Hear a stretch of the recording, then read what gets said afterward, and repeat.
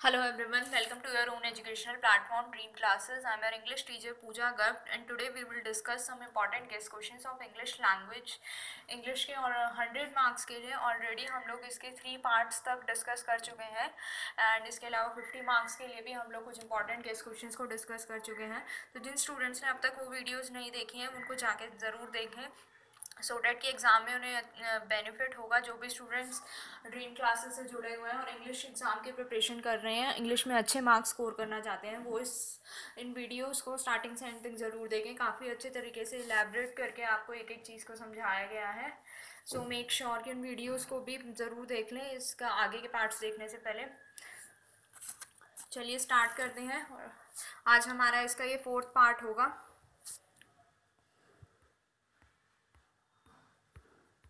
मैं move on कर देती हूँ. जहाँ तक हम लोग ऑलरेडी डिस्कस कर चुके हैं उसके आगे का हम लोग आज डिस्कस करेंगे.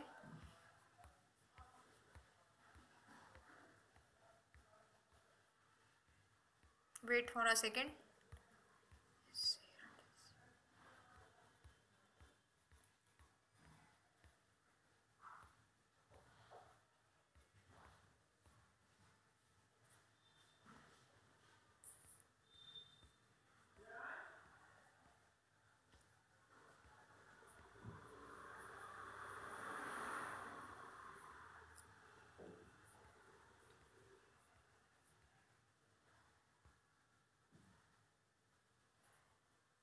यस, हम लास्ट क्लास में जो लास्ट वीडियो अपलोड की गई थी उसमें हम लोगों ने जो है प्रोज सेक्शन के कुछ स्टेटमेंट्स के बारे में पढ़ा था, जिनको स्टेटमेंट्स के फॉर्म में हमें आ सकती हैं और उनके बारे में हमें कुछ सेंटेंसेस में एक्सप्लेन करना होगा कि एक्चुअली वन स्टेटमेंट के थ्रू वो क्या कहना चाहता है. तो इसके 6 पार्ट तक हम ऑलरेडी डिस्कस कर चुके हैं. आज 7th पार्ट इसका डिस्कस करेंगे. उसके बाद पोइट्री सेक्शन के कुछ डिस्कस करेंगे एंड इस वीडियो के बाद आपको जो है कुछ टिप्स प्रोवाइड की जाएंगी एग्ज़ाम में प्रिपेयर करने के लिए. एंड स्पेसिफिकली ऐसा नहीं है कि ये जो टिप्स हैं आपको सिर्फ इंग्लिश लैंग्वेज के एग्ज़ाम में ही काम आएंगी. अदर सब्जेक्ट्स में भी आप इनको अप्लाई करके देख सकते हैं and it will be really beneficial for you so that कि you will got the good marks in your examination. Whether you are preparing for English और अदर एनी रीजनल लैंग्वेज आपकी कोई भी हो सकती है, उन सब में अगर आप इनको अप्लाई करते हैं आपको सीरियसली इनका बेनिफिट होगा. तो जो भी स्टूडेंट्स अगर इंटरेस्टेड हों टिप्स के लिए तो वीडियो के एंड में लास्ट के 2-3 मिनट के सेक्शन में मैं आपको टिप्स प्रोवाइड करूँगी. तो जो इंटरेस्टेड होंगे वो सुन सकते हैं. चलिए स्टार्ट करते हैं आज का हमारा काम. 7th पॉइंट हमें डिस्कस करना है. The very word colour reminds me of the variety of hue. Hue का मीनिंग होता है कलर के लिए यूज़ किया जाता है term. That is Indian life as various as our own American scenes. तो चलिए इसका जो है एक्सप्लेनेशन देख लेते हैं एक बार. Yes, here it is. The present line has been taken from the Prose India. In lines को जो है Prose India से लिया गया है. Through Prose India through okay, पूरा नाम है इसका India through a traveler's eye written by Pearl S. Buck. India का नज़रिया एक ट्रैवलर्स की नज़रों से इंडिया के बारे में, जिसको कि पर्ल एस बक के द्वारा लिखा गया है. The present shows that in India she saw people of many colours and religions. इसमें प्रोज में इन्होंने बताया गया कि इंडिया में जो है, इंडिया जैसे कि हम खुद भी जानते हैं कि इंडिया एक मिक्स इकोनॉमी है जहाँ पे वेरियस कल्चर्स, ट्रेडिशंस, कस्टम्स हमें देखने को मिलते हैं. हर स्टेट्स के अपने अपने फेस्टिवल्स होते हैं एंड उन फेस्टिवल्स को मनाने का तरीका भी अलग अलग स्टेट्स में अलग अलग देखने को मिलता है. तो दैट्स वाई इसमें जो राइटर है उन्होंने कहा है the present show that in India she saw people of many colours and religions. इसमें बहुत सारे कलर्स और रिलीजन्स के पीपल देखने को मिलते हैं आपको और कल्चर्स में वेराइटीज़ आपको देखने को मिलती हैं. Living together which was an example of unity among diversity. यानी कि अलग अलग कल्चर, अलग अलग ट्रेडिशंस, अलग अलग कस्टम्स फॉलो करने वाले लोग भी एक साथ रहते हैं, जो कि यूनिटी इन डाइवर्सिटी यानी कि अनेकता में एकता का एक सर्वोच्च उदाहरण है. It reminds our own America human scene of various colours and religion. तो ये इंडिया का ये सब जो माहौल को देख के उन्हें जो है अपने अमेरिका की याद आती है, जहाँ पे भी वो लोग वेरियस कलर्स और रिलीजन्स उनको देखने को मिलते हैं. इससे पहले के 6 पार्ट जो है, मतलब जो स्टेटमेंट के हैं 6 पार्ट है, आज हमने ये 7th अभी डिस्कस किए. इससे पहले के 6 पिछली वीडियो में डिस्कस कर दिए गए हैं. कुछ इंटरप्शन की वजह से 7th पार्ट जो है हमें छोड़ना पड़ा था. अभी हमने डिस्कस कर लिया आज. पहले के आप लोग देख लीजिए उस 3rd पार्ट की वीडियो में से. अब पोइट्री सेक्शन के कुछ स्टेटमेंट डिस्कस कर लेते हैं. Yes, here it is. How feeble is man's power. That is good fortune fall cannot add another hour nor a lost hour recall. इसमें स्टेटमेंट्स की जो एक्चुअल स्टेटमेंट है उसमें आपको इतना डीपली जाने की ज़रूरत नहीं है, बिकॉज ये पोइट्री सेक्शन की स्टेटमेंट्स हैं. तो पोइट्री में जो है डीप ह्यूमरस स्टेटमेंट के थ्रू जो है पोइट अपने व्यूज़ को एक्सप्रेस करता है. हम इसकी एक्सप्लेनेशन डिस्कस करेंगे. वैसे मैं आपको न्यू वर्ड आपके लिए फेबल न्यू वर्ड है मैं बता देती हूँ. फेबल का मतलब होता है कमज़ोर या वीक होना, एंड फॉर्च्यून का मतलब होता है भाग्य या किस्मत. ओके, चलिए डिस्कस कर लेते हैं. The present line have been taken from the poem sweetest love I do not go. जो प्रेजेंट लाइन अभी जो मैंने अभी आपको बताई है sweetest love I do not go से ली गई है. Compose by John Donne. John Donne के राइटर हैं. According to him man is neither able to recall and lost opportunity. उनका मानना है कि मैन जो है रिकॉल करना होता है, बेसिकली याद करना किसी चीज़ को. मैन जो है ना ही रिकॉल कर पाता है और ना ही किसी अपॉर्चुनिटी जो उन्हें मिलती है उन्हें लॉस्ट कर पाता है.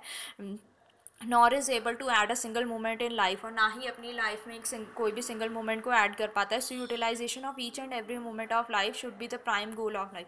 इसमें बेसिकली इसमें ये कहना चाहता है यूटिलाइजेशन करना यानी कि किसी चीज़ को पूरे तरीके से संपूर्ण रूप से इस्तेमाल करना और उसका फ़ायदा उठाना. तो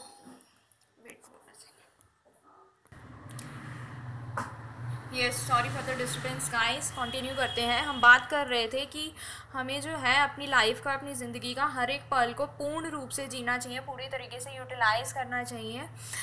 should be the prime goal of life. और ये हमारी ज़िंदगी का, हमारी लाइफ का सबसे मेन या प्राइम इम्पोर्टेंस या मेन गोल के लिए यूज़ किया जाता है. गोल होना चाहिए कि हम अपनी लाइफ के हर पल को, हर मोमेंट को पूरी तरीके से यूटिलाइज़ करें, पूरा उसका फ़ायदा उठाएं. आई होप आपको समझ आ गया होगा. मूव करते हैं नेक्स्ट पॉइंट पे.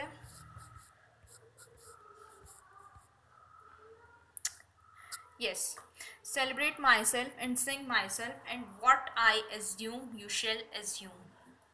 डिस्कस कर लेते हैं.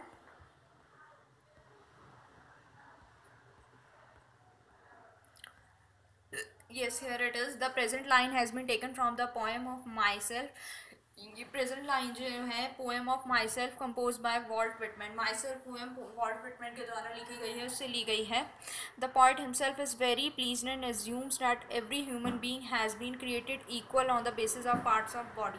पॉइट इस बात से बहुत ज़्यादा प्लीज़ है और ये कहना चाहता है कि सभी ह्यूमन बींग्स जो हैं आपस में बराबर हैं. सभी को शरीर के अंगों के बेसिस पे सबको प्रकृति के द्वारा, ईश्वर के द्वारा बराबर बनाया गया है. It must be assume by all people should believe in the sense of universal brotherhood. और उनका मानना है कि हम सभी को इस चीज़ को एज्यूम करना चाहिए, इनको मानना चाहिए.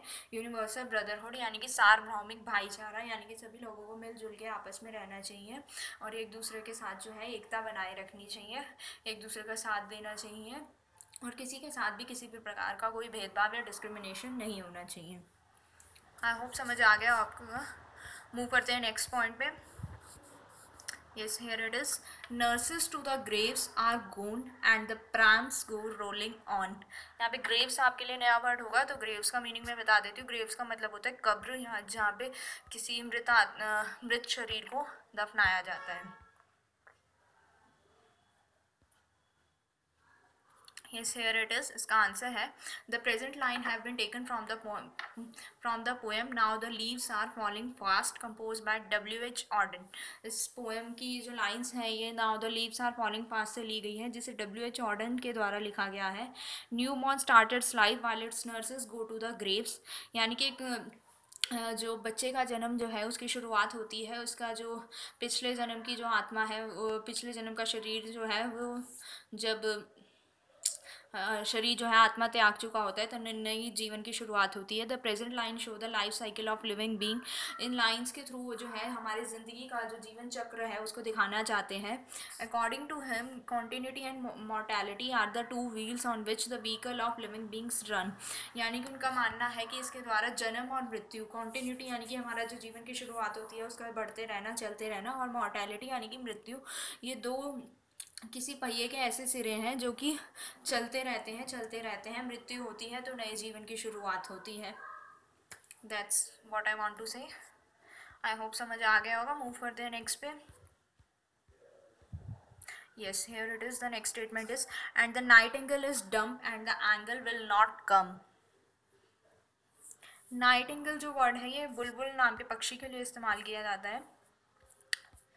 मूव करते हैं आगे कि पोइट इसका यूज़ किस कंटेक्स्ट में कर रहे हैं. Yes, the present line has been taken. Now the leaves are falling fast, composed by W.H. Auden. Again ये line जो है, now the leaves are falling fast, W.H. Auden के द्वारा लिखा गया है, उससे ली गई है. Here he show the helplessness of running trolls for food in the leafless wood.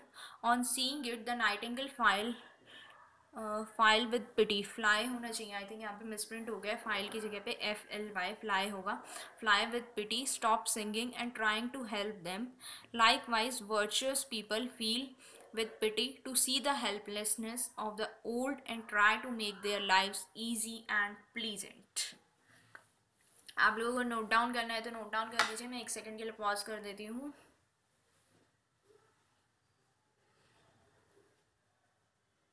इसमें लाइंस के थ्रू इसमें दिखाया गया है कि कैसे जो है बुलबुल जो नाइटिंगेल बर्ड है वो कैसे हेल्पलेसनेस यानी कि जो है अपने आप को बहुत ज़्यादा असहाय महसूस कर रही है जब वो खाने की तलाश में इधर उधर घूम रही है.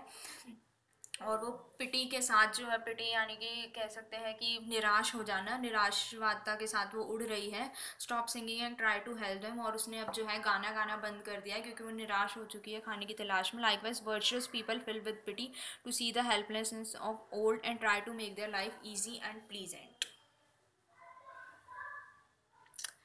मूव करते हैं नेक्स्ट में. Yes, here it is. Think that she was the most beautiful lady that ever was West Country. Answer discuss कर लेते हैं इसका. Yes. The present line has been taken from the poem An Epitaph. Epitaph का मतलब मैंने आपको last video में काफ़ी अच्छे से एक्सप्लेन किया था. वैसे इसका मतलब होता है समाधि लेख. जब कोई इंसान की मृत्यु हो जाती है, उन्हें जैसे मुस्लिम कल्चर्स में होता है उन्हें दफनाया जाता है, उनकी कब्र बनाई जाती है, तो उसके ऊपर उनके बारे में लाइफ डिस्क्रिप्शन या लाइफ स्कैन का डिस्क्रिप्शन दिया जाता है कि उनकी बर्थ से लेकर डेथ का जो टाइम पीरियड होता है या कोई भी उन्होंने कुछ महान काम किया होता है तो उसके बारे में लिखा जाता है. तो एपिटैप को हम कह सकते हैं समाधि लेख कहा जाता है. composed by Walter de la Mare, इनके राइटर का नाम. Here he says about a lady who was perhaps the most beautiful lady and belonged to the West Country. यहाँ पे एक लेडी के बारे में बात की है जो कि बहुत ज़्यादा खूबसूरत थी, वेस्ट कंट्री से बिलोंग करती थी. But the icy hand of death transiency of beauty which is not ever lasting. But जो अब उसकी जो डेथ टाइम जब उसका आ चुका है तो उसके आईसी हैंड उसकी ट्रांजिएंसी ओवर लास्टिंग जो उसकी ब्यूटी थी अब वो ओवर लास्टिंग नहीं रहने वाली, अब वो ख़त्म हो जाएगी मृत्यु के बाद. ट्रांजिएंसी का मतलब होता है जो कि लंबे समय तक ना रह पाए, शॉर्ट टाइम तक कंटिन्यू रहे. मूव करते हैं नेक्स्ट पे. Yes, that is forever England there shall be in the rich earth a richer dust conceal. The answer is the present line has been taken from the prose The Earth written by H.E. Bates. H.E. Bates के द्वारा लिखा गया है. इसमें pros the earth से लिया गया है. Johnson was a tenant farmer who had rented 4 acre. Wait I think हमने मिस्टेक कर दी है. Sorry for that. येस, इसका आंसर ये है. The present line has been taken from the poem the soldier compose by Robert Brooke. The soldier से ली गई है जिसका नाम रॉबर्ट ब्रूक राइटर के द्वारा लिखी गई है poem. The poet himself is a soldier and is fighting in a foreign country for his Motherland. इसमें जो पॉइट है वो खुद भी एक सोल्जर है जो कि अपनी कंट्री के लिए अपनी मदरलैंड इंग्लैंड जो उसकी मदरलैंड है मातृभूमि उस पर लड़ाई कर रहा है. He wishes that if he dies there the place of the foreign land where he will be buried will become England forever as the dust of body will be concealed there. इसमें जो writer है वो कहना चाहता है कि अगर युद्ध क्षेत्र में अगर उसकी मृत्यु भी हो जाती है तो उसकी डेड बॉडी जो है उसे उसकी जो मदरलैंड है इंग्लैंड मातृभूमि पर ही दफनाया जाना चाहिए ताकि उसकी जो शरीर की मिट्टी जो है उसी में तब्दील हो जाए और वो इंग्लैंड का में ही उसकी बॉडी जो है फिनिश हो जाए. डिस्कस कर लेते हैं नेक्स्ट और लास्ट स्टेटमेंट पोइट्री सेक्शन की. बेसिकली नेक्स्ट है swore to save fire from the sin of forgetfulness.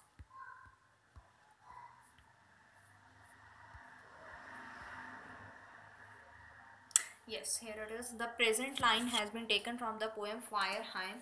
In lines को फायरहाइम के द्वारा में से लिया गया है, compose by Keki and Daruwalla, Keki and Daruwalla के द्वारा इनको लिखा गया है. The poet is a Parsi by religion and worshipper of fire.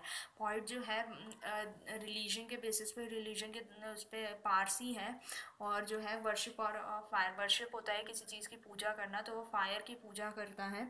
And according to him fire sometime forget to burn a dead body. उनका मानना है कि कभी कभी जो फायर है यानी कि आग, अग्नि, वो फॉरगेट कर जाती है डेड बॉडी को जलाना, पूर्ण रूप से जलाना भूल जाती है completely, which is a sign of Parsi, जो कि पारसी का एक साइन है, which is a sin for a Parsi. हाँ, ये पारसी के लोगों के लिए जो है ये एक सिन के बराबर होता है अगर डेड बॉडी पूरी तरीके से नहीं जल पाती है. Now when the poet goes to burn the dead body of his son. अब जब पॉइट अपने सन, अपने बेटे की डेड बॉडी को जलाने जाता है, he swears to burn it completely and doing so he save the fire from the sin of forgetfulness. तो वो चाहता है कि जब अपने बेटे की डेड बॉडी को जलाने जाता है तो वो पूर्ण रूप से जल जाए, सो कि आग जो फायर है उसके ऊपर कोई ब्लेम ना आए कि वो उसको पूर्ण रूप से नहीं जला पाई. या sin ऑफ फॉरगेटफुलनेस, फॉरगेटफुलनेस यानी कि विस्मृति या लैप्स ऑफ मेमोरीज हम कह सकते हैं, या एब्सेंट माइंडनेस या पुअर मेमोरी. तो वो नहीं चाहता था कि उसकी बॉडी जो है पूरी तरीके से ना जल पाए और उसका साइन जो है फायर के ऊपर आए, क्योंकि वो बताया गया है आंसर के स्टार्टिंग में कि वो फायर को वर्शिप करता है, फायर की पूजा करता है और उसको मानता है. तो हम लोग काफ़ी सारे क्वेश्चंस डिस्कस कर चुके हैं प्रोज सेक्शन से, पोइट्री सेक्शन से. अब हम कुछ जो है एस्से डिस्कस करेंगे, जिससे कि आपको जो है नॉलेज हो जाएगी कि एस्से का जो राइटिंग सेक्शन में आपका एस्से लिखने को आएगा उसको किस तरीके से अटैम्प्ट करना है, किस वर्ड लिमिट्स लेनी है, एंड किस तरीके से अपने आइडियाज़ को अरेंज करना है, सो डैट कि आप अच्छे मार्क्स स्कोर कर सकें और आपका जो है प्रेजेंटेशन काफ़ी अच्छी हो कि जो एग्ज़ामिनर है आपके उसको देख के इम्प्रेस हो जाए.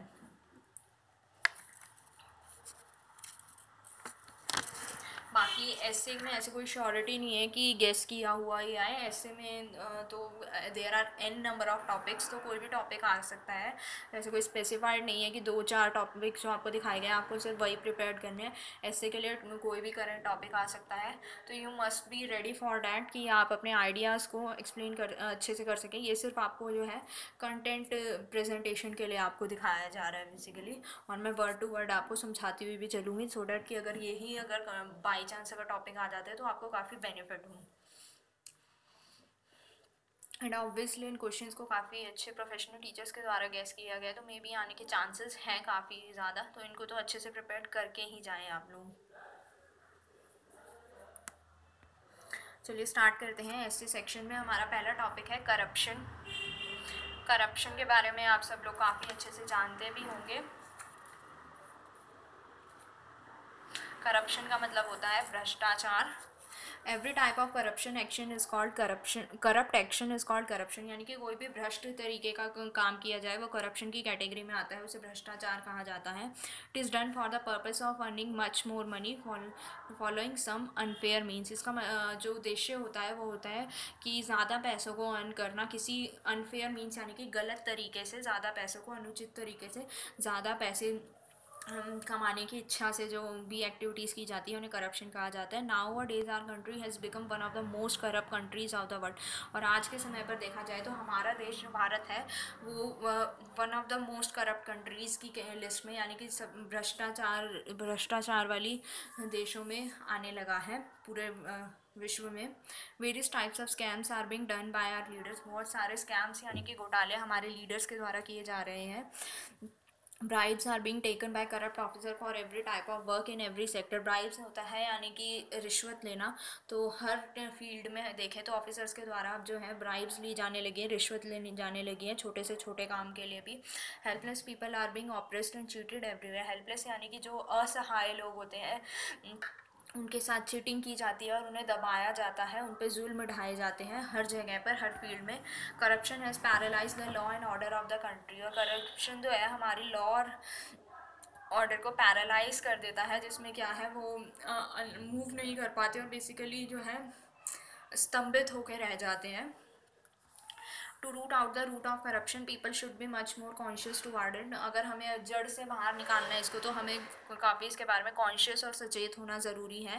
There should be a revolution in the country against it. हमारी कंट्री में जो है बहुत ज़रूरी है कि इसके प्रति जो है रिवॉल्यूशन लेके आया जाए against it. Stern and effective legislation should be pass. Stern यानी कि कठोर और इफेक्टिव लेजिस्लेशन यानी कि प्रभावी जो है रूल्स और लेजिस्लेशंस पास किए जाएं इसके लिए, so that the corrupt people will begin to tremble before doing corrupt action. So that कि जो भी लोग करप्शन में इन्वॉल्व होते हैं, करप्ट एक्टिविटीज़ में इन्वॉल्व होते हैं, वो इससे डर अगली बार जो भी करप्ट एक्शन, कोई भी गलत काम, भ्रष्टाचार से संबंधित कार्य करने से पहले उनको घबराहट हो या डर लगे या उनकी रूह काँप उठे कोई भी गलत काम करने से पहले, ऐसे हमारे देश में लॉ बनाए जाने चाहिए। इसमें आप और भी अपने आइडियाज़ ऐड ऑन कर सकते हैं जो भी आपको कन्वीनियंट लगता है। मूव करते हैं हमारे नेक्स्ट टॉपिक पे। नेक्स्ट टॉपिक है हमारा टेररिज्म। टेररिज्म यानी कि आतंकवाद। The action which is forcefully done against the traditional law of society is called terrorism.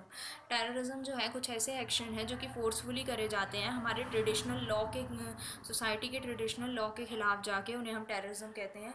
It is done for terrorise the society. ये जो है सोसाइटी को टेरराइज करने के लिए, सोसाइटी में आतंक और डर का माहौल बनाने के लिए किए जाते हैं। Religious dogmatism is the main cause of spreading terrorism in all over the world.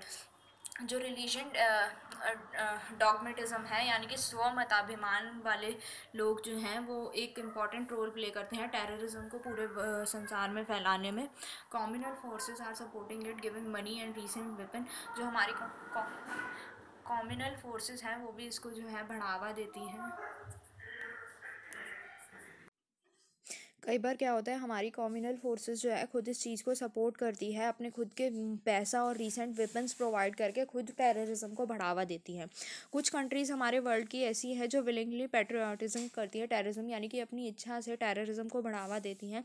These day terrorism has become a international problem. आज के टाइम पे टेररिज्म जो है एक बहुत बड़ा अंतर्राष्ट्रीय स्तर की एक बड़ी प्रॉब्लम बन गई है। It has become so dangerous that even powerful countries feel difficulty to face it. ये इतनी खतरनाक रूप ले चुकी है कि पावरफुल कंट्री जो हैं, बहुत ज़्यादा ताकतवर कंट्रीज़ जो हैं वो भी डिफ़िकल्टीज़ फेस कर रही हैं उसको करने में। Now the whole world is trying to root out the root of terrorism. आज जो है पूरी कंट्री जो है इसको जड़ से निकाल कर फेंकना चाहती है टेररिज्म को। Through the people of terrorism is being discuss on the international stages but some countries yet very reluctant in this matter.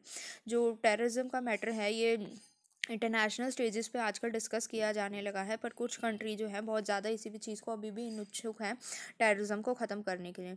Date will be the day when the powerful countries of the world will make a strong determination to overpower it. यानी कि एक दिन ऐसा आएगा जब सभी countries आपस में मिलकर जो है एक दृढ़ निश्चय कर लेंगी कि अब हमें इसको पूरी तरीके से ख़त्म करना है। The world will surely become free from the fear of terror. और सभी कंट्रीज आपस में मिलकर जब दृढ़ निश्चय करेंगी, एकजुट होकर इस चीज़ का सामना करेंगी, तभी एक दिन जो है हम पूरी तरीके से इससे छुटकारा पा सकेंगे। अगला पैसेज है हमारा the value of sports. Sports की वैल्यू आप सभी जानते होंगे। Sports have a great importance in human life. Human life में बहुत ज़्यादा इंपॉर्टेंस है स्पोर्ट्स लाइफ की। It is an important means of recreation. ये हमारे मनोरंजन का बहुत एक अच्छा साधन है। After studying it doing work during the day our body require some rest and recreation in the evening. Sports refresh our body and mind to regain our lost energy. यानी कि पूरा दिन पढ़ाई और काम करने के बाद हम जो है थक जाते हैं, तो शाम को हमारे शरीर को कुछ ना कुछ रिक्रिएशन की ज़रूरत होती है। तो स्पोर्ट्स हमें मदद करता है हमारी बॉडी को रिफ़्रेश करने में और हमारी जो एनर्जी खो चुकी है उसको वापस लौट कर आने में। Health is the most valuable thing in life. Sports are essential for the development of body. Health जो है हमारी लाइफ के लिए बहुत ज़्यादा इंपॉर्टेंट चीज़ है, हमारी बहुत ज़्यादा इंपॉर्टेंट चीज़ है स्वास्थ्य हमारा। तो स्पोर्ट्स हमें मदद करता है हमारे शरीर के डेवलपमेंट में। Sports are played in open ground and where we breathe fresh and pure. Sports को ओपन ग्राउंड में खेला जाता है जहाँ पे हमें ताज़ी हवा में सांस लेने को मिलता है। So sports improve our health and physical strength. तो स्पोर्ट्स की मदद से हमारे हेल्थ और हमारी शारीरिक क्षमता में बढ़ावा होता है। Sports teachers many qualities. When we taken part in sports we have to obey some rules. Sports की मदद से हमें काफ़ी सारी क्वालिटीज़ हमें डेवलप होती हैं। जब हम स्पोर्ट्स में पार्ट लेते हैं तो कुछ रूल्स को हम लोग फॉलो करते हैं। The sports teach us to be discipline which is very useful in practical life. तो स्पोर्ट्स जो है हमें डिसिप्लिन में रहना सिखाता है, जो कि हमारी प्रैक्टिकल लाइफ में बहुत ज़्यादा बेनिफिशियल है हमारे लिए। good sportsmen are very popular in the society. They are able to gain good name and fame for themselves as well as team and country. यानी कि गुड जो अच्छे स्पोर्ट्स पर्सन होते हैं बहुत ज़्यादा पॉपुलर होते हैं, उनकी काफ़ी प्रशंसा की जाती है, उनका अच्छा नेम और फेम होता है सोसाइटी में अपने नाम से, और अपनी कंट्री में अपने नाम से जाने जाते हैं।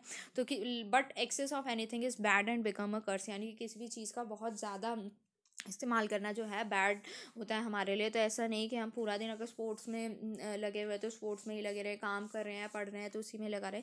तो हमें हर चीज़ में बैलेंस मेंटेन करके रखना काफ़ी ज़्यादा ज़रूरी है।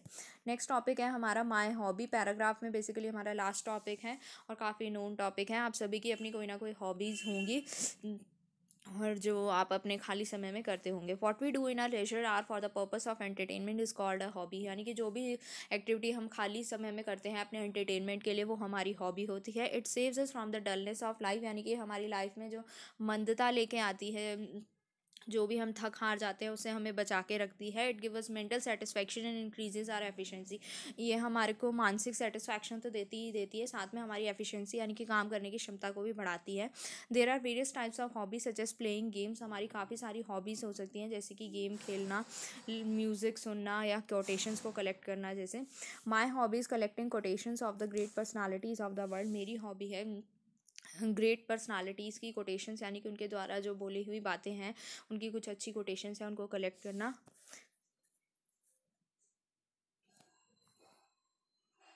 यहाँ कुछ कोटेशंस के एग्जाम्पल दिए गए हैं, जैसे Lord Krishna, God does everything for welfare, यानी कि गॉड जो है कुछ भी काम करते हैं हमारी भलाई के लिए, हमारी वेलफेयर के लिए करते हैं। नेक्स्ट है चाणक्य की wealthless people are like dead bodies, यानी कि वेल्थलेस पीपल यानी कि ऐसे लोग जिनकी कोई पर्पस नहीं होता ज़िंदगी का, वो एक डेड बॉडीज़ के समान होते हैं, यानी कि मृत शरीर के समान होते हैं जिनके जीने का कोई फ़ायदा नहीं होता। नेपोलियन की कोटेशन है the word impossible is found in the dictionary of only fools, यानी कि नेपोलियन का मानना है कि जो इम्पॉसिबल शब्द हैं वो सिर्फ फूल्स यानी कि मूर्ख लोगों की डिक्शनरी में पाया जाता है।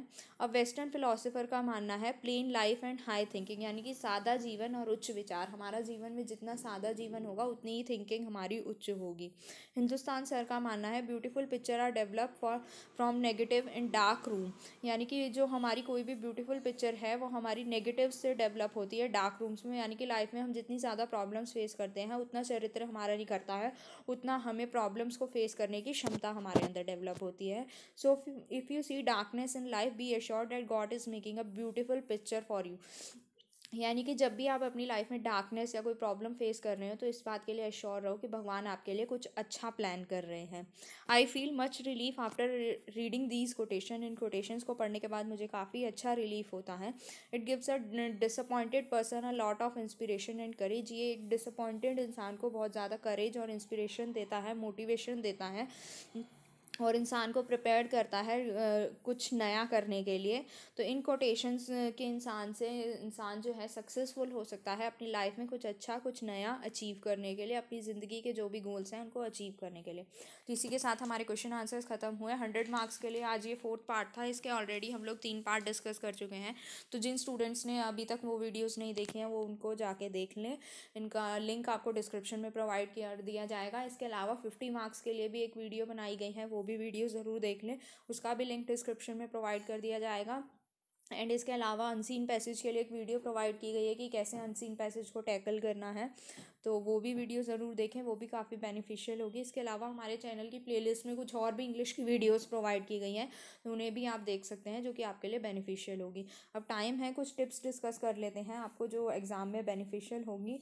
तो पहली टिप है मेरी कि जो है जब आप ऑब्जेक्टिव क्वेश्चन आंसर्स को डील करेंगे तो उसमें ऐसा कई क्वेश्चंस ऐसे भी आपको देखने को मिलेंगे जिनके आंसर्स आपको नहीं आते होंगे।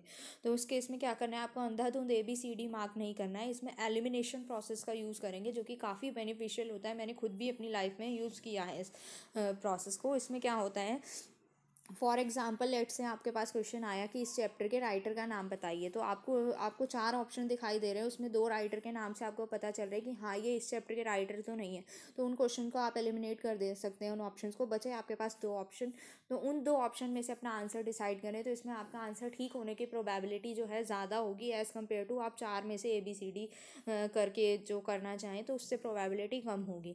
तो ये थी हमारी फर्स्ट टिप। सेकेंड टिप है हमारी प्लान अकॉर्डिंग टू सेक्शन, यानी कि हाँ आपके जो एग्ज़ाम है उसमें 50 मार्क्स के लिए, 100 मार्क्स के लिए, और राइटिंग सेक्शन यानी जिसमें ऐसे लेटर वगैरह आता है, तो ऐसे सेक्शंस में डिवाइड होता है। तो हर सेक्शन को आपको जो है टाइम इसके अकॉर्डिंगली ही देना है। ऐसा नहीं है कि एक ही पे काफ़ी ज़्यादा टाइम लगाते हैं और दूसरे के लिए ना बचें, तो उस चीज़ का ध्यान रखना है।